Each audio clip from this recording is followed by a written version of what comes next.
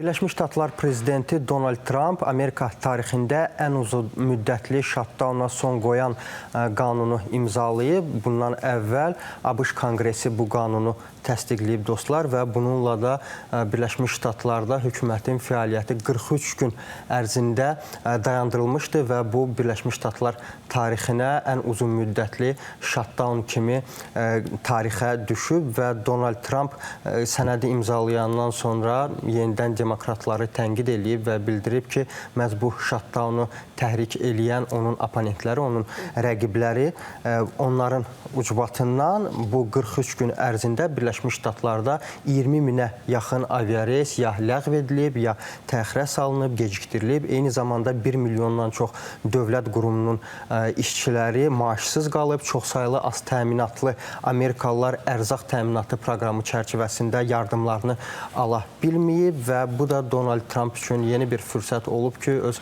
rəqiblərini bir daha tənqid eləsin. Bu dəfə haqsız da sayılmaz əslində, hə? Bəli, bir tərəfdən haqsız sayılmaz, amma digər tərəfdən təbii ki, Demokratlar Partiyasının ümumiyyətlə Donald Trumpın rəqiblərinin də özünə görə səbəbləri var ki, bu shutdowna getmişdi Birləşmiş Ştatlarda. Eyni zamanda Donald Trump İsrail prezidentinə müraciət eləyib Benyamin Netanyahuya qarşı. Bilirsiniz ki, İsraildə Benyamin Netanyahuya qarşı korrupsiya ittihamı ilə bağlı iş açılıb. Məhkəmədədir bu proses. İsrail mediası yayıb bu barədə məlumatı. The Times of Israel məlumat yayıb və Donald Trump bildirib ki, onun İsrail məhkəməsinə ümumiyyətlə çox böyük hörməti var. Bu səbəbdən daxili işlərə qarışmaq istəmir, amma bununla bağlı ricası var, bəli, İsrail prezidentindən. Çünki Donald Trump hesab eləyir ki, ümumiyyətlə son aylarda, son illərdə Benyamin Netanyahu müharibədə çox böyük qətiyyət nümayiş etdirib və bu səbəbdən istəyir ki, Benyamin Netanyahuya qarşı bütün iddialar əsassız hesab olunsun. Bəli, əf olunsun Benyamin Netanyahu. Çünki Donald Trump hesab eləyir ki, indiki vəziyyətdə Netanyahu barəsində korrupsiya ittihamları siyasi və əsassızdır. Digər tərəfdən bilirsiniz, son aylarda Birləşmiş Ştatlar və Venezuela arasında kifayət qədər gərginlik yaşanır. Birləşmiş Ştatlar hökuməti hesab eləyir ki, Venezuelada ümumiyyətlə narkokartellərə qarşı, narkotik ticarətinə qarşı effektiv şəkildə deməli, mübarizə aparmırlar və bu səbəbdən Birləşmiş Ştatlar Karib hövzəsinə qüvvə yerləşdirib və bu qüvvələrin yerləşdirilməsinə cavab olaraq Venezuela hökuməti ölkədə səfərbərlik elan eləyib. Venezuela Müdafiə Naziri Vladimir Padrino Lopez bildirib ki, bu qərar ümumiyyətlə Birləşmiş Ştatlardan gələn imperialist təhdidə cavab olaraq atılıb. Onun sözlərinə görə ümumilikdə ölkədə Müdafiə Nazirliyi, eyni zamanda vətəndaşlardan ibarət olan ehtiyat qüvvələr səfərbərliyə cəlb olunacaq. Qeyd eləmək istəyirəm ki, Birləşmiş Ştatların ən böyük aviadaşıyıcısı olan Gerald Ford bir müddət əvvəl Cənub Komandanlığının məsuliyyət zonası olan Latın Amerikası və Karib hövzəsinə daxil olub. Birləşmiş Ştatlarda isə bu prosesə müdaxilə ilə bildiriblər ki, ümumiyyətlə bu proses, ümumiyyətlə Karib hövzəsinə qüvvələrin yerləşdirilməsi Birləşmiş Ştatların narkotiklərlə mübarizə səylərinə dəstək məqsədi daşıyır. Amma Donald Trumpın təkcə ölkə xaricində yox, eyni zamanda ölkə daxilində də bir sıra qalmaqalları davam eləyir. Xüsusilə mən burada Donald Trump və Kaliforniya qubernatoru olan Gavin Newsom arasında qalmaqalı qeyd eləmək istəyirəm. Əslində Gavin Newsom nə üçün Donald Trumpla davamlı şəkildə münaqişəyə cəlb olunur və yaxud da münaqişəyə girir və yaxud da Donald Trump onunla münaqişəyə girir. Çünki son vaxtlar ümumiyyətlə Gavin Newsomu demokratların yaxın gələcəkdə prezidentliyə namizəd olaraq göstərilməsi qeyd olunur bəzi şərhçilər tərəfindən. Bəlkə Donald Trump elə bu prosesin qabağını almaq üçün. Preventiv tədbirlər görürük. Bəli. Amma Donald Trump çox rəngli şəxsiyyətdir, üzr istəyirəm mən müdaxilə elədiyimə görə. Təkcə yəni bu siyasi rəqibləri ilə və yaxud başqa dövlətdən olan siyasətçilərlə yox, hətta bəzən biz onun qalmaqallarını sənətçilərlə, idmançılarla da görürük. Mənim çox yaxşı yadıma gəlir ki, məşhur Amerikalı basketbolçu LeBron Jameslə də onların arasında xüsusilə sosial şəbəkə üzərindən bir-birlərinə atmacaları olurdu, müxtəlif paylaşımları olurdu. Sanki biraz həm də bundan qidalanır Donald Trump. Bu onun üçün əlavə bir motivasiyadır, yəni həm də gündəmdə qala bilir. Bəli, bu dəfə isə Gavin Newsom Donald Trump'ı tənqid eləyib. Bir müddət əvvəl Donald Trump bir təklif irəli sürmüşdü ki, ümumiyyətlə Kaliforniya ştat ərazisində yeni yataqların işlənmə planını təklif eləmişdi və yaxın günlərdə bu planı təsdiqləmək istəyir artıq ki, burada enerji hasilatı həyata keçirilsin. Amma Gavin Newsom buna qarşıdır və Trumpın bu planını ölü doğulmuş layihə adlandırıb və qeyd eləmək lazımdır ki, qubernatorun sözlərinə görə ştatdakı siyasi qüvvələrin əksəriyyəti Trumpın bu planına qarşı çıxır. Amma Donald Trump görünən odur ki, bu prosesə, ümumiyyətlə qubernatorun dediklərinə, eyni zamanda onun siyasi oponentlərinə əhəmiyyət verməyərək sözgedən planını təsdiqləyəcək. Siz qeyd etdiniz Donald Trumpın bəzi şəxslərlə mübahisəyə girdiyini, amma digər tərəfdən Donald Trump həm də bəzi liderlərə yaxşı münasibət göstərərək, yaxşı onlarla rəftar eləyərək, xüsusilə qəbul zamanı, Ağ Evdə qəbul zamanı da gündəmdə qalmağı bacarır. Elə bunlardan biri də Donald Trump və Suriya lideri Əl-Şara arasında, Əhməd Əl-Şara arasında mən görüşə diqqət çəkmək istəyirəm.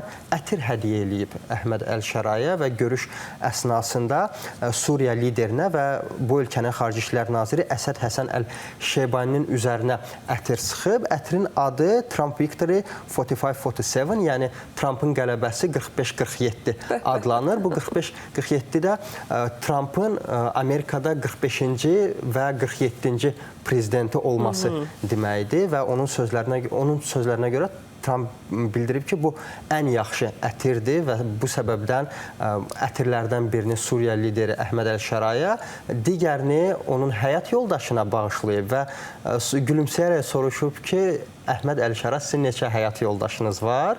Əhməd Əl-Şara da cavabında qayıdıb ki, cəmi bir həyat yoldaşım var. Bu səbəbdən əlavə olaraq... Normal olaraq həm də. Bəli, normal olaraq əlavə bir ətir hədiyyə eləyib. Ətirin qoxusu da maraqlı gəldi əslində. Görəsən nə qoxur o ətir? Pis olmaz yəqin. Ümid edirəm, Əhməd Əl-Şara qaydandan sonra Dəməşqdə evdə problem yaşamaz ki, evdə deməzlər ki, nə demək istəyirdi Trump?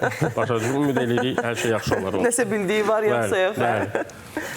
Trump olduğu kimi son günlər Trumpın oğlu da diqqət mərkəzindədir.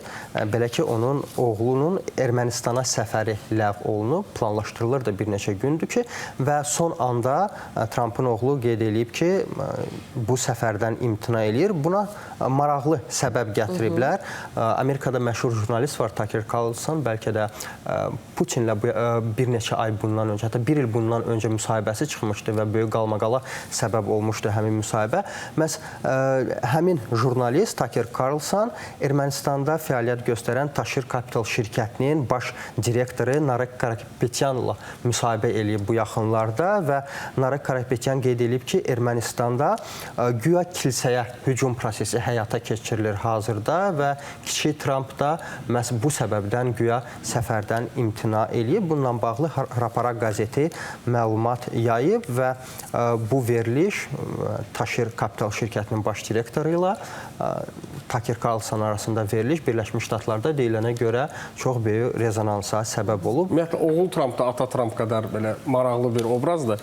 Onun da xüsusi videolara çıxır qarşıma. İnsanları xüsusi salamlamağı var. Bir də get-gedə də boyu çox uzanır. Bilmirəm, indi bu nə ilə bağlıdır. Yəni, kifayət qədər uca boy bir gəncdir və qəribədir. Bir davranışları ən azı atası qədər özünü gündəmdə saxlaya bilir. Yəni.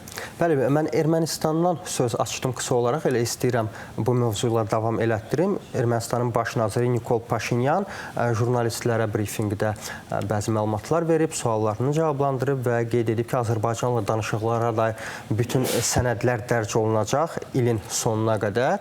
Hazırda isə Nikol Paşinyan ATƏT-in Minsk qrupunun tam şəkildə buraxılmasını gözləyir. Bilirsiniz ki, bir neçə həftə bundan öncə istər Ermənistan, istərsə də Azərbaycan tərəfi ATƏT-in Minsk qrupuna müraciət eləmişdi bu təşkilatın buraxılması ilə bağlı və Nikol Paşinyan hesab eləyir ki, bu proses, yəni Minsk qrupunun buraxılması prosesi başa çatdıqdan sonra Azərbaycanla Ermənistan arasında aparılan danışıqlara dair sənədlərin dərc olunmasında istər bu sənədlərin dərc olunmasına mane olan mənəvi və siyasi baryer aradan qalxacaq və bu prosesin bu ilin sonuna qədər həyata keçirilməsi planlaşdırılır.